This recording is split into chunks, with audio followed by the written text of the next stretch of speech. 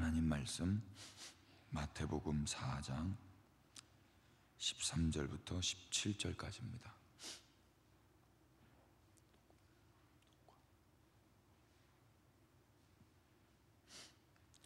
마태복음 4장 13절부터 17절까지 우리 다 같이 하나님 말씀 읽겠습니다. 시작. 나사렛을 떠나 스불론과 납달리 지경 해변에 있는 가버나움에 가서 사시니 이는 선지자 이사야를 통하여 하신 말씀을 이루려 하심이라. 일러스되 스불론 땅과 납달리 땅과 요단강 저편 해변길과 이방의 갈릴리여, 흑암에 앉은 백성이 큰 빛을 보았고 사망의 땅과 그늘에 앉은 자들에게 빛이 비치었도다 하였느니라. 이때부터 예수께서 비로소 전파하여 이르시되 회개하라, 천국이 가까이 왔느니라 하시더라. 아멘. 할렐루야. 안녕히 주무셨죠? 하나님께서 오늘도 우리에게 깨워주셨고 이곳으로 나올 수 있도록 은혜 주셨습니다. 은혜 아니었으면 못 일어났고 이 자리까지 나올 수도 없었습니다. 우리는 어제 나사렛을 우리 주님과 함께 걸었어요. 나사렛은 히브리어 넷제르, 가지라는 뜻과 의미를 같이 했었죠. 이 가지는 이사야서 11장 1절에 나온 가지였잖아요. 이새의 뿌리에서 한 가지가 나서 결실을 맺는다고 하셨습니다.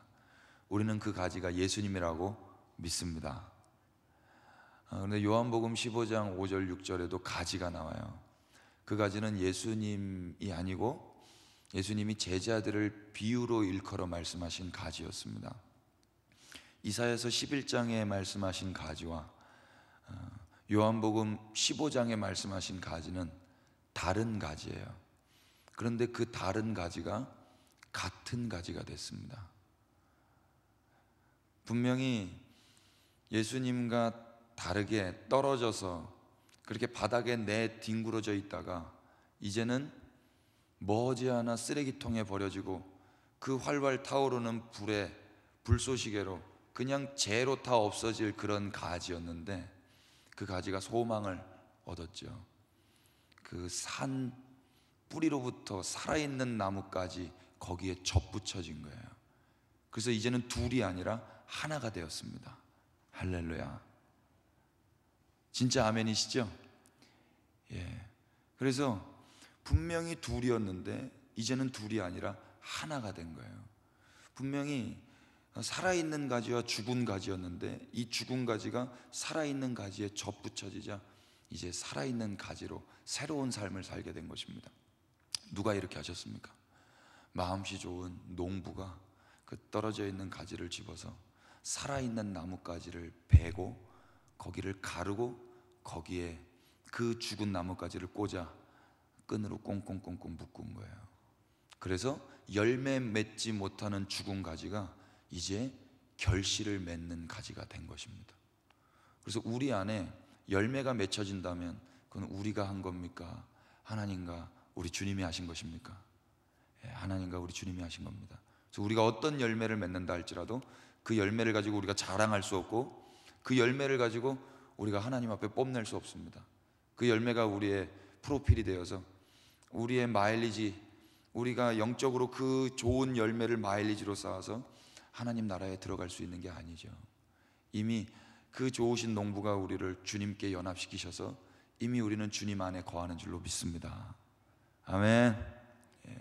그 나사렛은 환영받지 못하고 예수님이 그렇게 죽음의 위협 가운데 있는 그런 땅이었지만 예수님이 그 땅에 가심으로 이제 새로운 삶, 그 소망 없는 죽어가는 그 땅들이 어떻게 살아나는가를 보여주시기 위해서 예수님 그 땅에 가서 사역을 시작하시는 거란 말입니다. 오늘은 그 나사렛에서 예수님이 떠나십니다. 그래서 가버나움으로 길을 옮기세요. 오늘은 그 가버나움에서 우리가 주님을 만나겠습니다. 기대하시면서 가버나움에서 우리 주님 어떤 일 하셨는지 우리 말씀을 통해서 한번 보겠습니다. 13절을 한번 다 같이 읽어주십시오. 나사렛을 떠나 시작.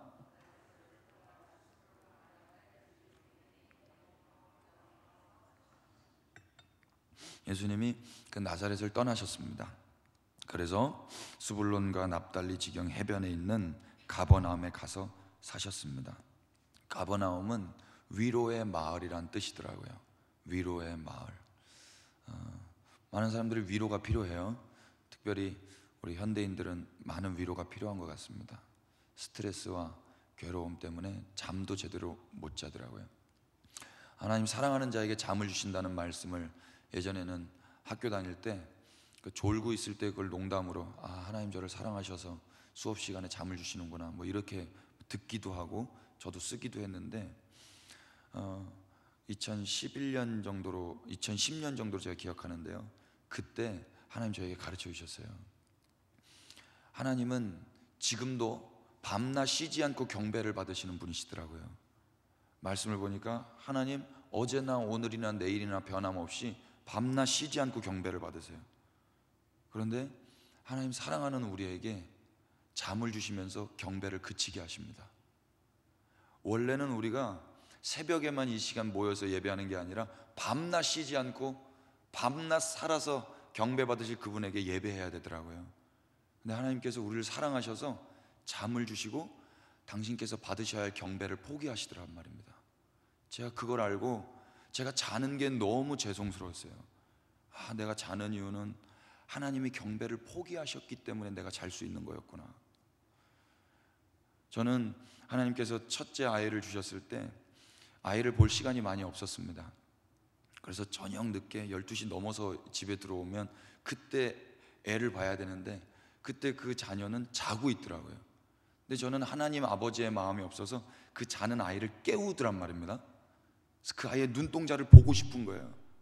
그래서 저의 기쁨을 채우고 싶은 거예요. 그래서 자는 애를 깨워서 귀에 한번 보고 행복감을 저도 누리고 그 다음에 잠을 들었거든요. 그때 알았어요. 이 세상 아버지와 하늘 아버지는 이렇게 차이가 있구나. 나는 나조차고 자는 애를 깨워서 내 기쁨을 채우고 자는데 우리 주님은 받으셔야 할 경배를 포기하면서까지 나를 재우시는구나. 여러분, 그 하나님이 지금 우리의 아버지 되십니다. 당신께서 받으셔야 할 경배를 포기하시고 우리를 재우시는 거예요. 당신께서 받으셔야 할 그 영광을 포기하시고 십자가에 달려 죽으시는 거예요. 그래서 우리가 오늘 모든 혜택과 은혜를 누리고 있습니다. 여러분, 가버나움은 위로의 마을인데요, 어떻게 그 가버나움이 위로의 마을이 되었습니까? 돈이 있어서 먹고 살기가 편해서 내 일이 승승장구 탄탄대로 잘 풀려서가 아니에요. 말씀 보시면 우리 주님이 나사렛을 떠나 가버나움에 사시기 때문에 그곳이 위로의 마을이 되는 것입니다. 주님이 안 계신 곳은 죄송합니다, 아무리 살기 좋아도 지옥입니다. 공감이 되시면 아멘 하십시다. 아무리 먹고 살기 편하고, 이 가버나움은 농사 짓기도 편하고 물고기 잡기도 편한 땅이었다 그래요. 먹고 살기 편한 땅이죠. 그런데 거기에 예수님이 안 계시면 거긴 지옥입니다. 예수님 계신 곳은 죄송합니다, 지옥 같은 환경이라 할지라도 거기가 천국이라고 저는 믿습니다. 가버나움이 왜 위로의 마을이 되는가? 위로자 되시는 주님이 거기 사시기 때문에 위로의 마을이 되는 겁니다. 근데 어떻게 예수님이 거기 사셔요? 나사렛을 떠나시기 때문에 거기에 사실 수가 있는 거예요. 저 또 배웠습니다. 이게 기독교구나. 기독교는 하나님께서 하늘을 떠나서 이 소망 없는 땅 가운데 사시는 게 기독교구나. 근데 다른 종교는 인간들이 이 땅, 지옥 같은 이 땅을 떠나서 그 미지에 하나님 계신 어디론가 계속 가고 싶어 하는 게 종교더라고요.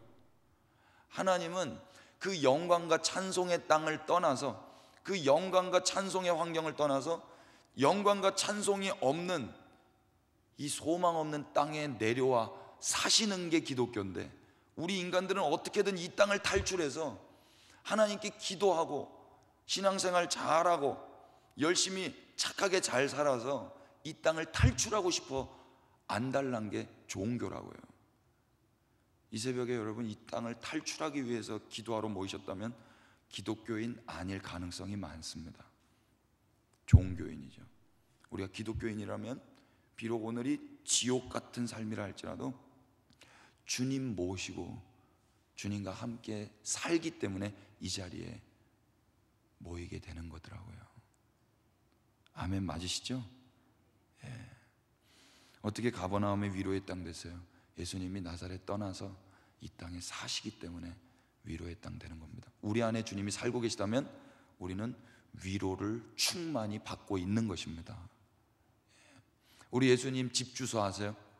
우리 예수님 집 주소 어디 사십니까? 우리 주님 우리 마음속에 사십니다. 내 마음 그리스도의 집.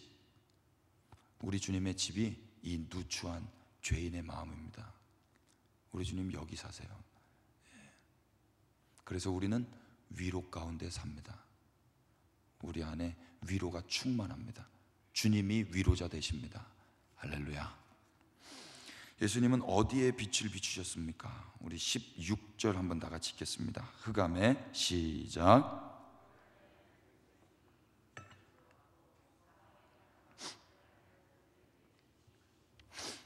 세 군데로 이야기를 해요. 어디에 빛이 비춰졌어요? 첫 번째는 흑암에 앉은 백성입니다. 흑암 가운데 빛이 비쳤고, 두 번째는 사망의 땅에 빛이 비쳤고, 세 번째는 그늘에 앉은 자에게 빛이 비춰졌습니다. 흑암에는 빛이 있는 땅이에요? 없는 땅이에요? 없는 곳이죠. 거기에 빛이 비치는 거예요. 빛은 언제 진가를 발휘하냐면 어둠이 있을 때만 빛이 진가를 발휘하더라고요. 여러분, 우리가 빛이라고 믿으세요? 우리 겸손하게 아멘 안 하신 분들 축복합니다. 여러분, 주님이 우리를 빛으로 부르셨습니다. 너는 빛이 되어라 라고 말씀하지 않았고 너는 빛이다 라고 말씀하셨어요. 그러면 빛인 거예요. 오늘 제가 물티슈, 화장실에서 물티슈를 쓰려고 딱 깠는데 거기에 뭐라고 되어 있냐면, 이제 좋은 엄마 되려고 애쓰지 마세요. 이미 당신은 좋은 엄마입니다. 물티슈 보고 은혜 받았어요? 여러분, 좋은 크리스찬 되려고 노력하지 마세요. 이미 우리는 좋은 크리스찬입니다. 할렐루야. 믿음으로 아멘 하신 분들 축복합니다. 우리의 어떠함 때문에 우리가 그리스도인이 되고 그리스도인이 안 되고 이러지 않아요. 우리 집 자녀들이 자신들이 노력해서 저의 자녀가 되지 않았습니다. 그들이 알지도 못했을 때 저와 저희 집사람이 사랑해서 그 열매로 해산되었을 뿐입니다. 하나님이 예수님과 성령님과 사랑하셔서 우리가 이 땅에 있는 거예요. 우리의 어떠함 때문에 우리가 그분의 자녀가 된 게 아니고 우리 하나님의 그 사랑으로 우리가 이 땅에 있는 것입니다. 아멘. 그래서 우리는 빛으로 부름을 받았는데 그 빛은 어디서 진가를 발휘하는가? 어둠 가운데서만 진가를 발휘합니다. 그러니까 신앙생활은 어디서 하는 거냐면 이 빛들이 많은 교회 안에서 하는 거라기보다도 어둠의 세상 한복판에서 하는 거라고 저는 믿습니다. 이제 여기 계신 분들이 세상 한복판, 어둠의 땅, 우리랑 대화도 다르고 쓰는 용어도 다르고 생각도 다르고 어떤 동선도 다른 그 어둠의 땅으로 이제 파송되실 거 아니에요. 거기서 비추시기를 축복합니다. 그곳은 어쩌면 사망의 땅이에요. 왜 사망의 땅입니까? 생명이 없으면 사망의 땅이죠.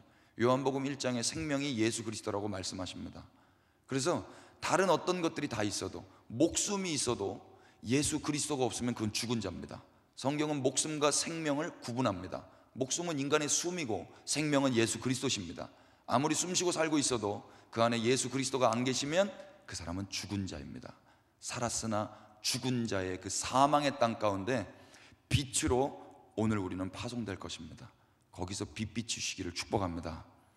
예수님이 그렇게 사셨어요. 세 번째 어디였어요? 그늘에 앉은 땅입니다. 그늘은 어떤 땅이에요? 따뜻함이 없어요.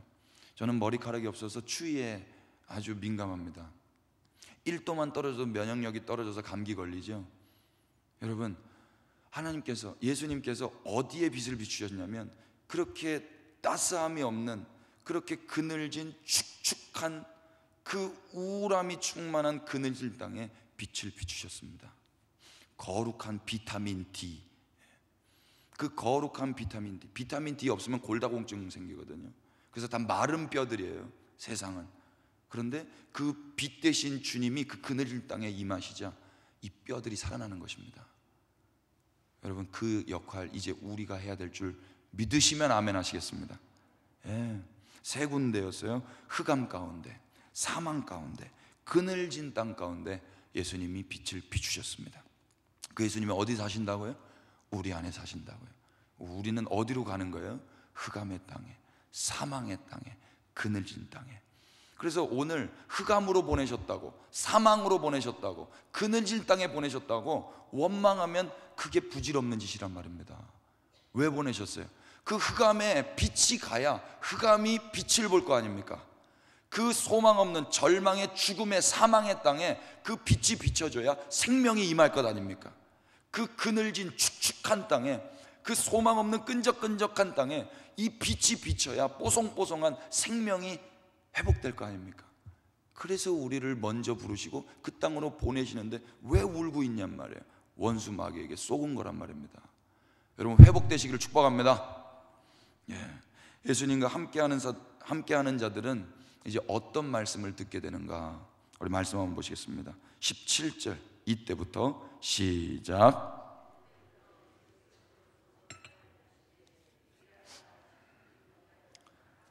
그 빛이 비춰지고 나서 그 가버나움 땅에, 그 흑암의 땅, 사망의 땅, 그늘에 앉은 그곳에 주님이 사시면서 빛이 비춰지면서 이제 말씀을 증거하세요.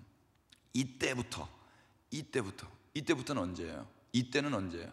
가버나움 땅에 사시면서 빛을 비추시면서 이때부터 비로소 말씀을 전파하시는 거예요. 비로소. 그러면 그 가버나움도 비로소 예수님의 생명의 말씀을 이제 듣는 거죠. 그 내용이 무엇입니까? 회개하라, 천국이 가까이 왔느니라. 아멘. 만약에 송구영신 예배 때 말씀 카드 같은 거 뽑았는데 이런 말씀 뽑으시면 할렐루야 하시겠어요? 막 그때부터 고민되는 거 아니에요? 하나님, 왜 나에게 이런 말씀을 주셨습니까?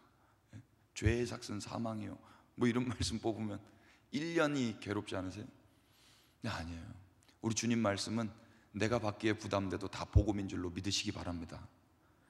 이제 그 사망의 땅, 흑암의 땅, 그늘진 땅에 예수님이 말씀을 증거하시는 거예요. 그게 뭐예요? 회개하라, 하나님 나라가 가까이 왔느니라. 누구만 들을 수 있는 거예요?